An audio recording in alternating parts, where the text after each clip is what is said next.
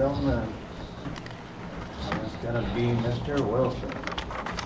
Thank you, Mr. Mayor. Bye, Gary. Honorable council members, members of our community. Tonight's presentation is meant for the council, so please don't be offended if I'll be directing most of my attention towards them. Tonight, I'm here to bring back a request of our council, a roadmap forward, a roadmap to success, I'm going to call it. I'm going to also call it phase one.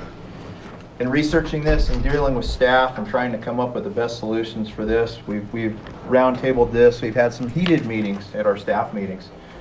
We've discussed what's the best options, what's the best opportunities, what's the best way to deal with this.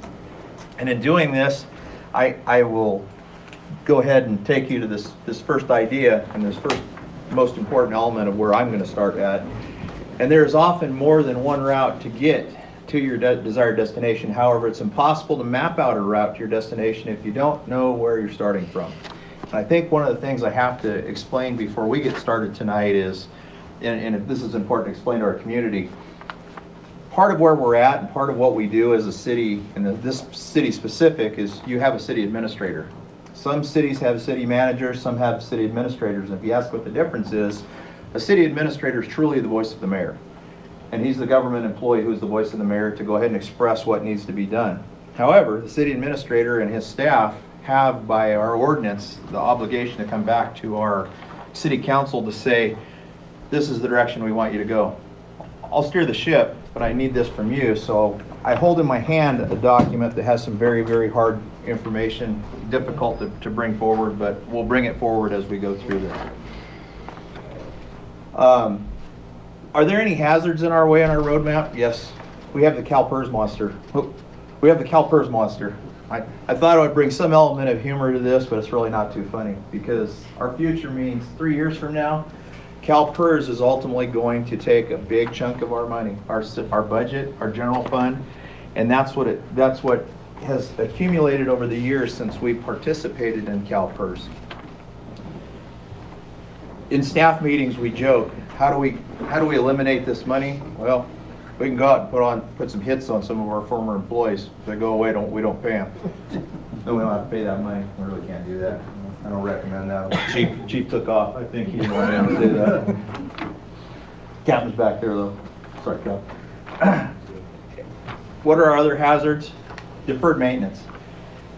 I think that talking with some of the items that got brought up by Dan tonight and talking about, our water and our infrastructure, we've got some aged stuff out there. We've got some aged equipment. Our building, if you happen to walk around, this is the downstairs and you see the roof's leaking. We're going into a new winter with the upstairs buckets on most of our desks, things like that. And we have some deferred maintenance issues that we're going to have to address.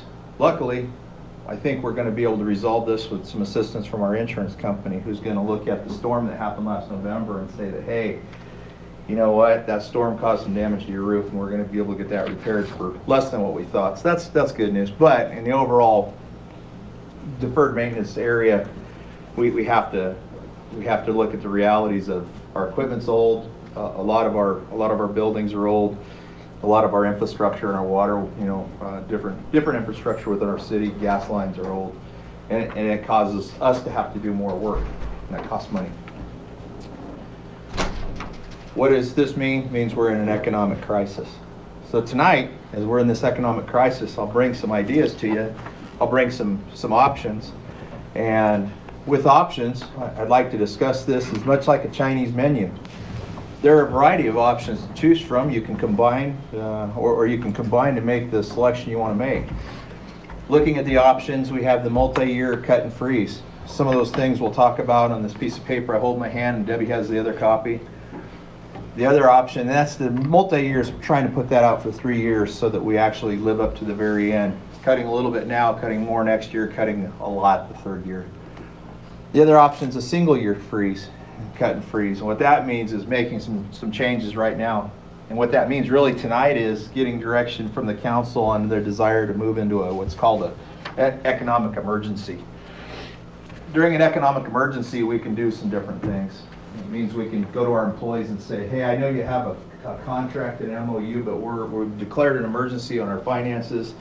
and we need you to pay more of your health insurance. We need you to pay more of your retirement.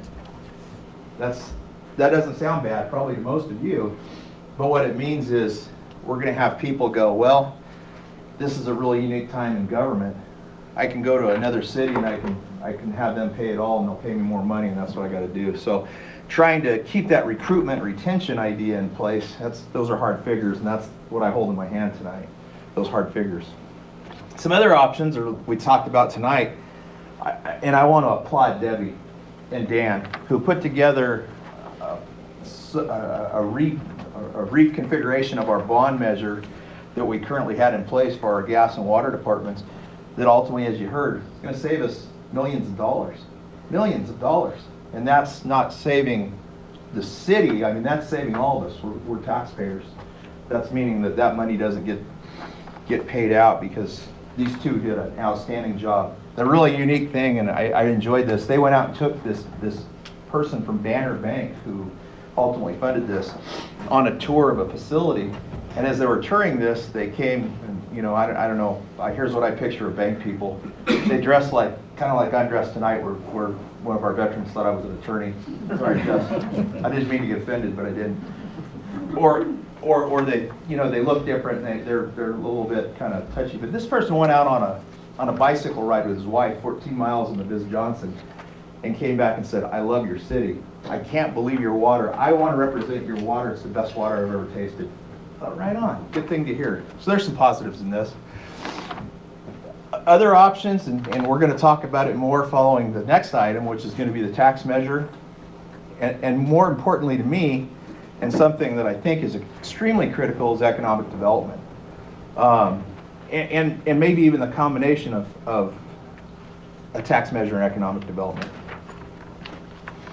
The cut and freeze option, cut and freeze options can be done in a single year or staggered over a 3-year period, and the options can be reviewed quarterly to help evaluate the needs and effects as we go. And again, as described in the previous slide, this can be done through a variety of options to choose from or to combine to make the selection we want or that fits best for us. So the menu option, we'll call the power down option. This is some of the things we talked about, and I'll tell you right off the bat, I mean, we got excited. We thought, oh, this is an idea. We'll just power down. We'll power down our building. Friday afternoon, we will talk to Elmud, find out how to get ultimately a switch that we can flip when we leave the building on Friday night. And on Monday morning, we come back in, we'll flip the switch back on. Might be really cold in the winter mornings, and it might be really hot in summer. You could do it with your smartphone. Yeah? We need to talk more, Mr. Hawley. So as we think about this, we thought, okay, well, what's it going to do? So Debbie's working on the numbers for me, and I said, Debbie, what's this going to save us? Our electricity, what's it going to do for us? And it's going to, if we stay on right where we're at, I'm not sure your actual amounts. So I said, okay, what if we reduce staff? What if we did the one bedroom, we went to the extended power plan? That'll be switch the employees from 5/8 to 4/10s, and we'll shut it down for 3 days instead of 2. This ought to really create a savings. And that's going to be $1,512 a year in electric bill. So it wasn't the big number I thought. I was hoping $50,000. We don't pay that much to you because we have good rates. Thank you. Our gas savings, $649 if we do that. So that option's up there, but it doesn't look as attractive as we'd hoped. So we get the extended power down option with maybe furloughs. We'll lay some people off on 1 day a week, 8 hours out of their schedule. And we looked at that in our cost savings and realized that, hey, there'll be a $48,178 savings for our furloughs. However, when you do furloughs and you take salaried employees and you take away and make them a 32-hour-a-week employee, by law they become hourly. When they become hourly, it means that if we've got to work, there's overtime. I had Debbie calculate this out, and we'd save $48,000, but we'd have to spend $84,000 in overtime probably to really cover what we need to do. So that's, again, not really a super cost effective. So we looked at the furloughs, and we started thinking about, what about sale of property? You guys have heard me. I made some really unpopular decisions and not so many friends by saying, let's sell the golf course. It's an option. One of our employees has reached out to a person who specializes in selling golf courses, and they're absolutely interested in coming up here and doing that. So that's something we can talk about. We talked about taking it and developing the golf course. What if we changed it? What if we made it to a 9-hole? That rumor came up. Maybe it's a good rumor, maybe it's a good idea. What if we take the other part of that and turn it into a development? Well, again, we're running into all these different ideas and challenges, so there are opportunities. Layoffs, we could lay some people off. Today, in this presentation we're going to talk about, I've got people wearing so many hats right now. Look, Dan even brought 2. He really has a whole bunch more than that, but he only brought 2. All of our employees are pretty much, I think, worn thin right now. We're trying to keep up with things. We're trying to get things going to where they can work the best.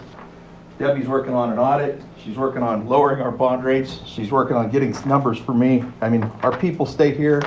They're here last Sunday. They're here late at night. If I come over, happen to be around town on a weekend, Quincy's car's usually parked in our parking lot. I've got people here that are just overcommitted and trying to get things done for us. And I appreciate that, and I respect that because they're such hard workers. But it's not helping our situation. So one of the options we looked at, and we looked at what we did last year in the hiring of our temporary employees for the golf course and the swimming pool.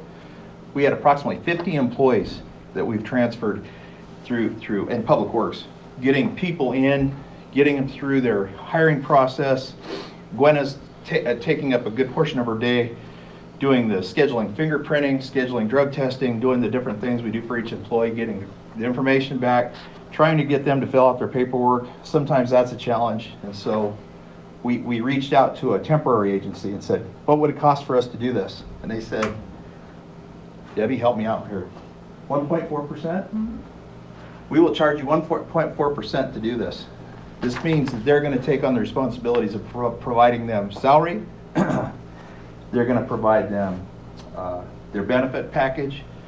And we're currently discussing how to, and through our attorneys, figure out how they wouldn't be PERS employees. But what it would do is free up our staff time from having to go through that whole hiring process if we do that. We believe that will be a cost savings, and I don't know that we calculated that yet. But it's been some pretty in-depth discussions. Providing contract services. Here's where I really, while we were developing this roadmap forward, got really excited and thought, what a great opportunity.